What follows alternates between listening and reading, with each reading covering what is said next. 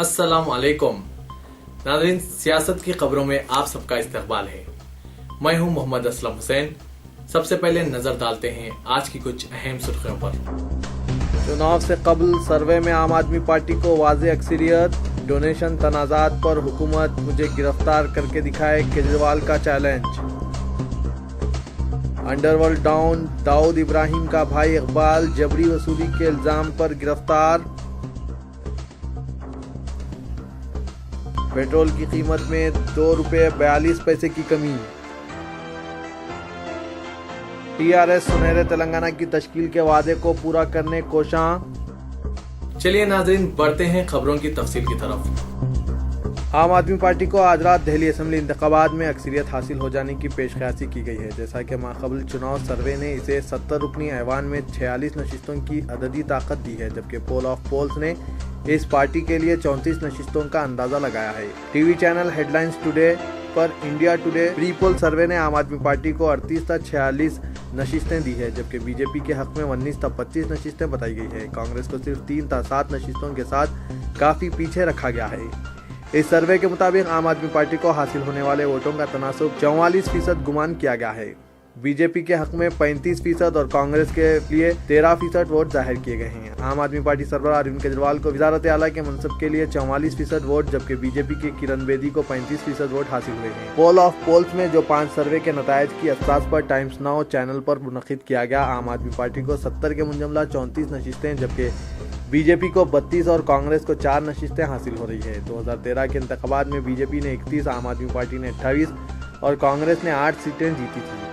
इस दौरान डोनेशन के मसले पर आम आदमी पार्टी के खिलाफ बीजेपी के बढ़ते हमलों को खातिर में न लाते हुए केजरीवाल ने आज हुकूमत को चैलेंज किया कि इन इल्जामात पर इन्हें गिरफ्तार करके दिखाए, और कहा कि इनकी पार्टी कोई भी मरकजी इदारा बशमुल CBI के जरिए तहकीकात का सामना करने तैयार है।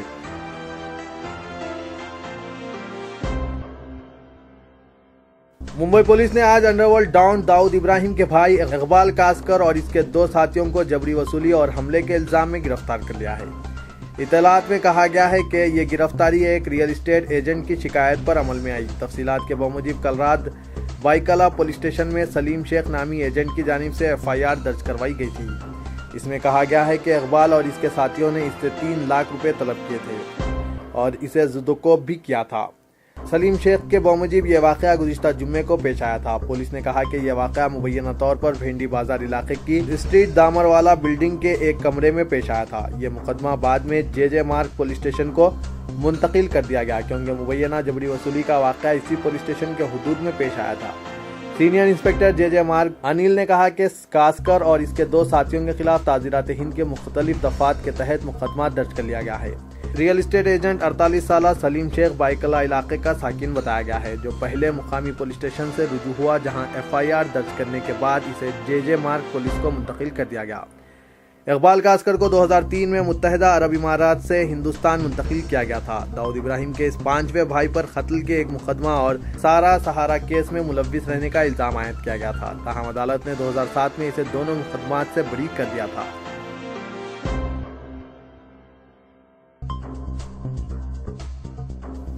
नरेंद्र मोदी की बीमार ज़हनियत कौमी फिक्रमंदी की वजह है। कांग्रेस ने आज वजीर आजम की जानिब से सिर्फ खुद को नुमायां करने की कोशिशों पर तनकीद करते हुए कहा कि मोदी ने अपने एक बयान में कहा कि आलमी सतह पर हिंदुस्तान को सिर्फ उनकी वजह से शिनाख्त हासिल हुई है। वजीर आजम हैरत अंगेज दावे कर रहे हैं कि 26 मई से पहले जब उन्होंने ओहदा संभाला था, हिंदुस्तान दुनिया भर में जाना नहीं जाता था। पार्टी के सीनियर तर्जुमान आनंद शर्मा ने प्रेस कॉन्फ्रेंस में कहा कि ऐसे दावे करते हुए मोदी तमाम साबिक़ वज़ीर आज़म बशमुल पंडित नेहरू और अटल बिहारी वाजपेयी की तौहीन कर रहे हैं। उन्होंने कहा कि पंडित नेहरू और इंदिरा गांधी जैसे कायदीन का ज़्यादा पुरवकार और ज़्यादा मुहज़िब रवैया रहा। आलमी कायदीन से उनके रवाबित और पुरवकार और मुहज़िब थे। उन्होंने कहा कि मोदी ने यह हिकमत अमली अख्तियार नहीं की है, जबकि उन्होंने सदर अमेरिका को एक रेडियो प्रोग्राम के दौरान 23 मरतबा बराक से मुखातिब किया। उन्होंने कहा कि अपने एजाज में वजीर आजम की तरतीब दी हुई दावत के दौरान ओबामा ने उनके रवैये का मुंह तोड़ जवाब देते हुए उनसे कहा था कि उन्होंने अपने कैरियर का आगाज चाय फरोश की हैसियत से किया था। वो आखिर सिर्फ 3 घंटे कैसे सोते हैं और घड़ियाल से उन्होंने कैसे जंग की थी। वज़ीर आज़म दर हकीकत अपने ओहदे के लिए बात से फ़ख्र नहीं है, उन्होंने इसकी शान में कोई इजाफा नहीं किया है। انہوں نے کہا کہ میرے خیال سے ان کا رویہ قوم کے لیے پریشانی کی وجہ بن گیا ہے۔ آنند شرما راجیہ سبھا میں کانگریس کے ڈپٹی لیڈر بھی ہے، کہا کہ وزیر اعظم کا دنیا بھر میں مذاق اڑایا جا رہا ہے۔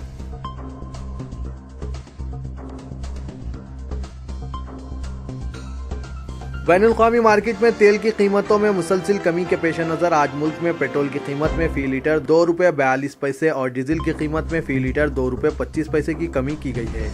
نئی شرحوں پر منگل اور چہارشنبے کی درمیانی شب 12 بجے سے عمل شروع ہو گیا، کیونکہ بین الاقوامی مارکیٹ میں تیل کی قیمتوں میں مسلسل کمی آ رہی ہے اور یہ قیمتیں فی بیرل $50 سے بھی کم ہو گئی ہے۔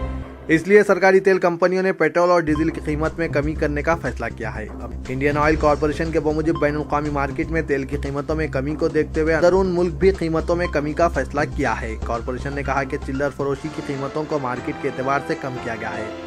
16 جنوری کو تیل کمپنیوں نے پیٹرول اور ڈیزل کی قیمت میں اتنی ہی کمی کی تھی۔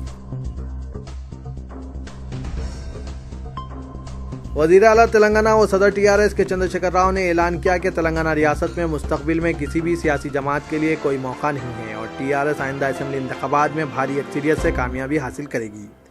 شہر کے مضافاتی علاقے کومپلی کے RD کنونشن سینٹر میں پارٹی کے ریاستی سطح کے توسیعی اجلاس سے خطاب کرتے ہوئے چندر شیکھر راؤ نے کہا کہ عوام کا بھروسہ صرف TRS پر ہے اور وہ کسی اور پارٹی پر اعتماد نہیں کریں گے۔ TRS نے سنہرے تلنگانہ کی تشکیل کا عوام سے جو وعدہ کیا تھا اس کی تکمیل کے لیے کوشاں ہیں۔ KCR نے کہا کہ ان کی حکومت غریبوں کی بھلائی کے علاوہ کسانوں اور صنعتی شعبے کی ترقی کو اہم ترجیحات کے طور پر ایجنڈے میں رکھتی ہے اور ان تینوں ترجیحات کے ساتھ حکومت کام کر رہی ہے۔ وزیر اعلیٰ نے اقلیتوں اور کمزور طبقات کی بھلائی سے متعلق حکومت کے اقدامات کا تذکرہ کیا اور غریب مسلم لڑکیوں کی شادی کے موقع پر فی کس 51,000 روپے کی امداد سے متعلق شادی مبارک اسکیم اور اقلیتی بجٹ کو 1,000 کروڑ سے زائد مقرر کرنے کا بطور خاص تذکرہ کیا۔ وزیر اعلیٰ کی 2 گھنٹے سے زائد طویل تقریر میں حکومت کی 7 ماہ کی کارکردگی اور مختلف نئی اسکیمات اور پروگراموں کا احاطہ کیا گیا۔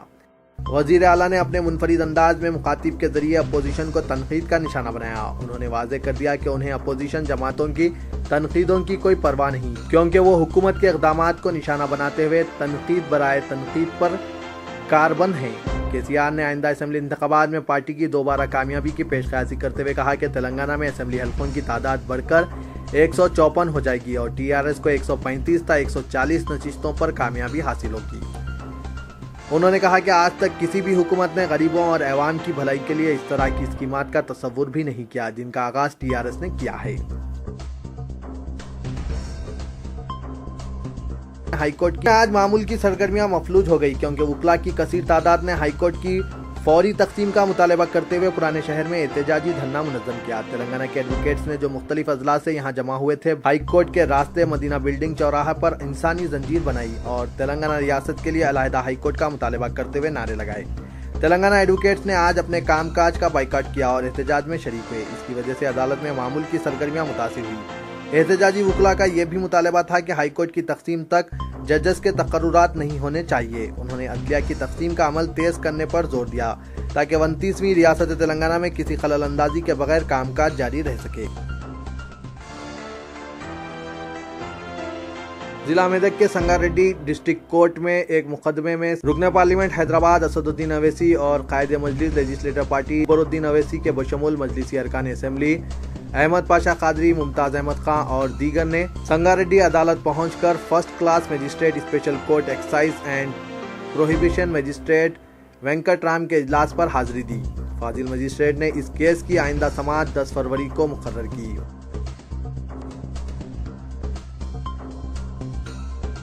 لڑکیوں اور خواتین کو چھیڑ چھاڑ سے محفوظ رکھنے کے لیے تشکیل دی گئی شی ٹیم کا عملہ بھی چھیڑ چھاڑ سے محفوظ نہیں۔ ایسے ہی ایک واقعے میں خاتون پولیس کانسٹیبل سے چھیڑ چھاڑ کرنے والے ملازم پولیس اور ڈرائیور کو پکڑ لیا گیا۔ موثوق ذرائع کے مطابق شی ٹیم میں شامل امروتا نامی خاتون ہیڈ کانسٹیبل آج میاں پور علاقے کے ایک بس اسٹاپ پر اپنے ساتھیوں کے ہمراہ سادہ لباس میں چھیڑ چھاڑ کرنے والوں کے خلاف کارروائی کے لیے ٹھہری ہوئی تھی۔ اس دوران RTC بس ڈرائیور 46 سالہ منوہر نے اسے چھیڑا۔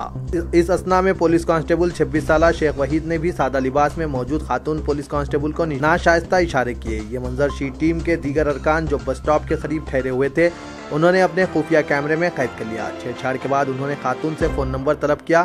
انکار پر جبراً اس کا ہاتھ پکڑنے کی کوشش کی۔ ان کی اس حرکت پر وہاں موجود شی ٹیم کا بقیہ عملہ بس اسٹاپ پر پہنچ گیا اور دونوں کو پکڑ کر میاں پور پولیس کے حوالے کر دیا۔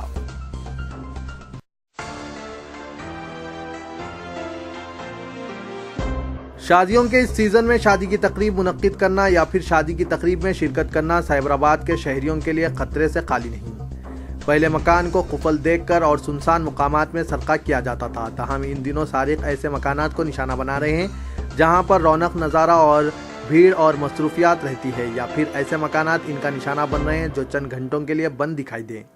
آئے دن شہر کے نواحی علاقوں میں پیش آ رہی سرقے کی ان سنگین وارداتوں سے عوام میں خوف و دہشت کا ماحول پیدا ہو گیا ہے، اور عوام شادی بیاہ کی تقاریب اور خوشی کے موقع کو بھی سارقوں کی بدولت نظر انداز کر رہے ہیں، اور سرقے سے بچنے کے لیے رشتہ داروں کی ناراضگی کو مولنے پر مجبور ہیں۔ تاہم ایسے واقعات کے باوجود سائبرآباد پولیس کی کارکردگی ناکافی ثابت ہو رہی ہے۔ بہاری شریف اور راجندر نگر پولیس حدود کی عوام ایسے حالات سے کافی متاثر ہے۔